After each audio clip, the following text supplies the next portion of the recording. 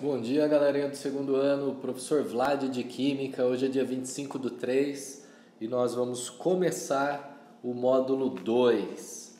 Tá? Lembrando algumas orientações iniciais, todo esse material está tanto no Ultramax quanto no grupo de WhatsApp, perfeito? O que você está vendo agora são alguns slides do mesmo contexto da aula 16 do capítulo 5. Este material ele está nas páginas 161 a 164 e as atividades que serão realizadas são as atividades das páginas 167 a 168 e os adicionais de 1 a 10. Bom, o capítulo 5 ele faz uma retomada dos compostos orgânicos, mas que ele chama de compostos orgânicos 2. Nós então falaremos de 3 funções orgânicas isoladamente. Falaremos das aminas, dos éteres e dos aletos orgânicos. O que você tem aí na sua frente, o primeiro slide, fala a função amina. Então o que é a função amina? É um grupo orgânico que possui como seus substituintes, ou parte de sua estrutura, o grupo derivado da amônia. Esse poderá ser NH2, NH ou N, de acordo com algumas características. Vejam aí, o primeiro grupo, né, nós vamos classificar as aminas de algumas maneiras. A primeira maneira é classificando ela como o tipo do substituinte que vai estar ligado ao nitrogênio. Então nós podemos ter as aminas alifáticas, que se você se recordar é o mesmo que aminas de cadeias abertas, notem, cadeias abertas. Ou então eu posso classificá-la como aminas aromáticas, desde que o nitrogênio esteja ligado a um anel aromático. Além desta classificação, nós podemos também classificar as aminas de acordo com o número de substituintes que ela tiver, ou seja, o número de grupos orgânicos que estiverem substituindo os nitrogênios do NH3. Então ela pode ser classificada como uma amina primária, se ela tiver apenas um hidrogênio substituído por radicais.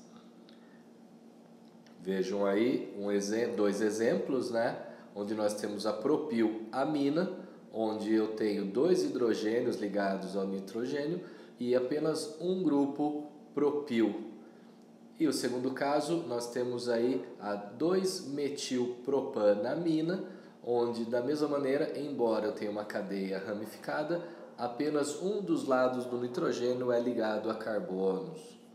A amina pode ser classificada como secundária, onde 2 dos hidrogênios vão ser substituídos por radicais. Você tem aí o exemplo do N-etil ou etiletanamina e nós temos a fenilpropilamina.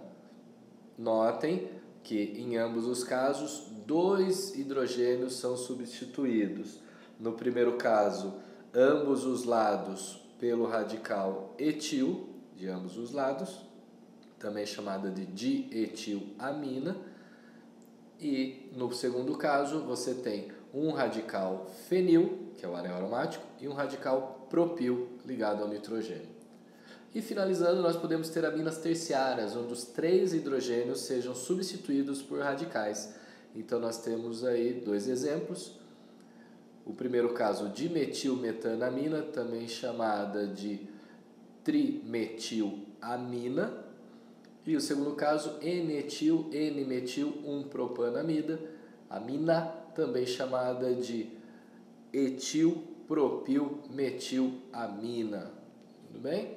Então notem, dependendo quantos radicais orgânicos, ou seja, que possuem carbono, estiverem ligados ao grupo amina, nós teremos essa classificação em primária, secundária ou terciária.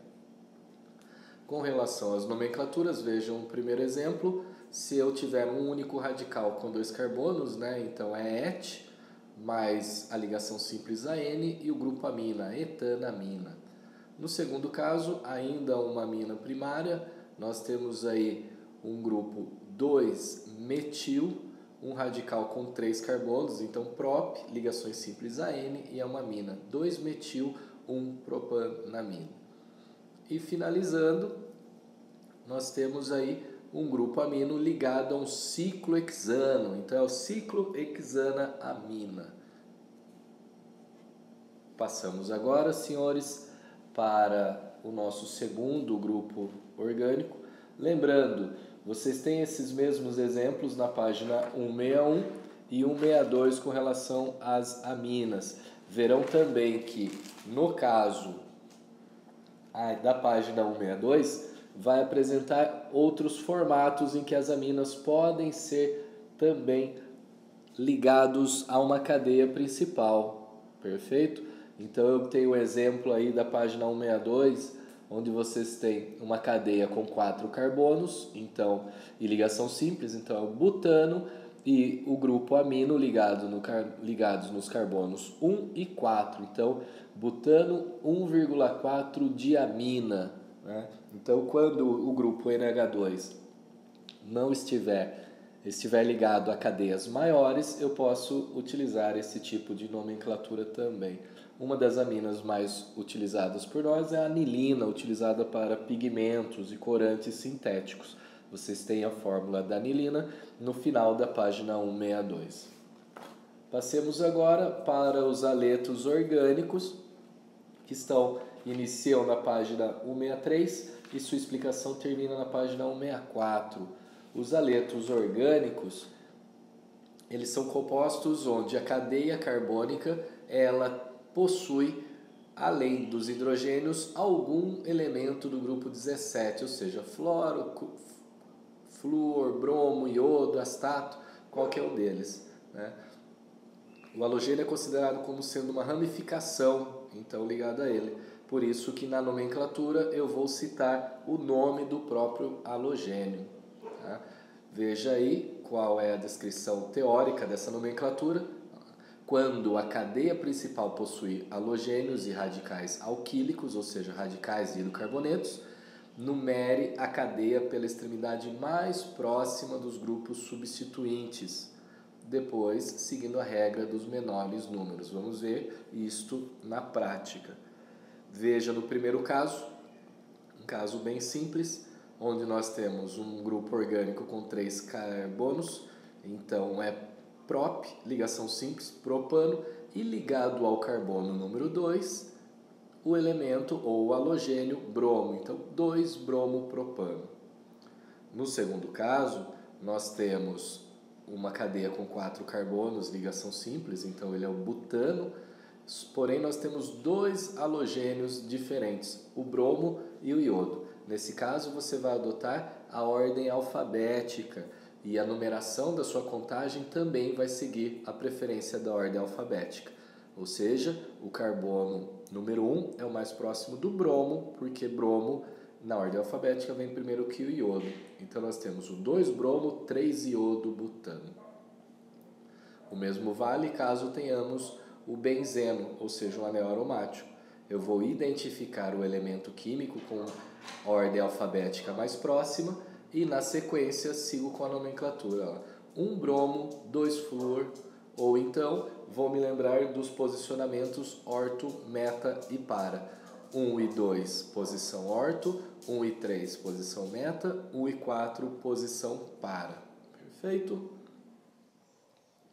Notem, observem que na página 163 nós temos também situações onde o aleto está ligado em cadeias mais que uma vez o mesmo aleto. Então veja o caso, nós temos aí, se eu tiver apenas um cloro ligado ao metano, nós temos o cloro-metano. Agora, se 2 hidrogênios forem substituídos, nós teremos o diclorometano e assim por diante.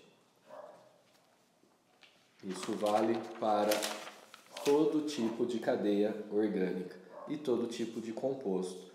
Se vocês observarem na página 164, nós teremos algumas substâncias que são razoavelmente conhecidas, como por exemplo o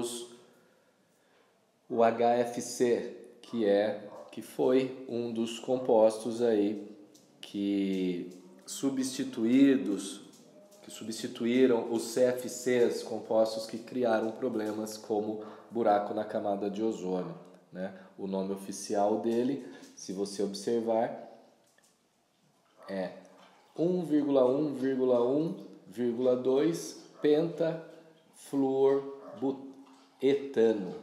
Perfeito? Falaremos agora da função éter. O que são éteres? Éteres são compostos orgânicos onde eu tenho um oxigênio ligado a dois radicais orgânicos, ou oxigênio entre carbonos. Vejamos agora como a nomenclatura dos éteres funciona. Você sempre vai pegar o nome da cadeia mais simples, né, o prefixo da cadeia mais simples, que é a mesma coisa que a quantidade de carbonos, mais oxi, acrescido do prefixo da cadeia mais complexa, como hidrocarboneto. Vejamos como isso funciona na prática. Notem que nesse caso nós não temos um lado mais complexo e um mais simples, são idênticos, então tanto faz. Então eu pego o lado ali, ó, dois carbonos, o prefixo é et mais oxi, né, etoxi, e o outro lado mais complexo, terminado como hidrocarboneto, então etoxietano. Como os dois lados são iguais, eu também tenho uma segunda nomenclatura, eu posso chamar de éter dietílico, porque os dois lados são iguais. Veja agora um outro exemplo em que eu tenho essa diferença de complexidade entre os lados. O lado mais simples está do nosso lado direito, apenas 2 carbonos, então eu começo por ali, etoxi, e vou olhar do outro lado, 3 carbonos, o hidrocarboneto de 3 carbonos em ligação simples é o propano, então esse é o etoxipropano. Caso eu escolhesse o formato, segunda forma de nomenclatura, ele se chamaria éter etilpropílico, ok? Terminamos por aí, senhores. Vale lembrar que na página 163 você tem mais alguns exemplos sobre os éteres e encerramos com isso esta videoaula sobre aminas, aletos orgânicos e éteres. Com isso você tem ferramentas suficientes para a resolução das questões que estão da página 167 até 168 e os adicionais de 1 a 10.